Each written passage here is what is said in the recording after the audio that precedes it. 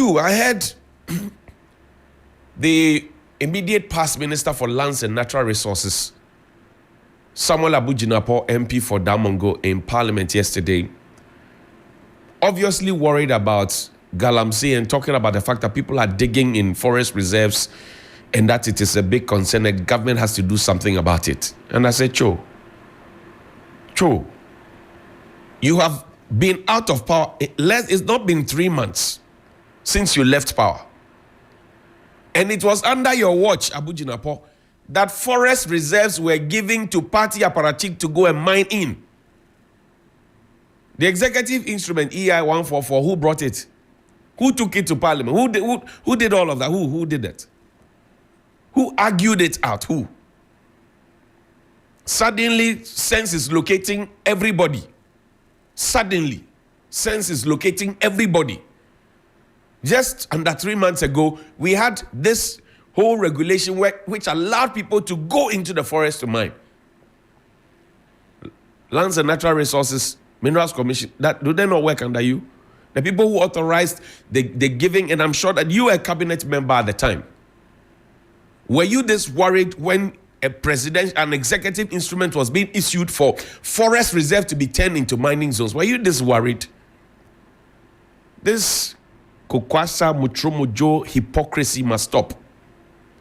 The government has not been in power for even 3 months. 7 January to 7 February is 1.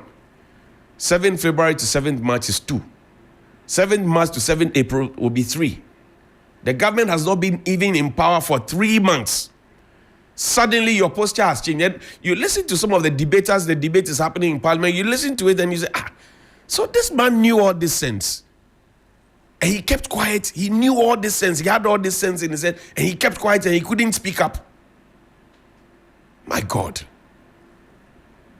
So, Mr. Abu Jinapor, relax. You were the grand architect as far as we the citizens know, because you are the sector minister. And I'm not sure that an executive instrument that concerns your sector would be issued without your input or without your say-so or without your buy-in. No. And I'm saying that under your watch, whether you like it or not, forest reserves became mining zones under your watch. If there's anybody to blame, you should be the one to take the blame. If there's anybody to blame, you should be the one to take the blame. You should not come and join us to be complaining because you permitted people to poison us with cyanide and mercury and all those. You permitted people to poison us. So you should not be complaining. You should be the one standing there taking the blame for it. And if we lived in a proper country, people would be behind bars for that nonsense. But our country is not proper. Most of us don't think straight. So now people who caused the problem come and now join us to be complaining as if they knew nothing about the genesis of the problem and how the problem was even strengthened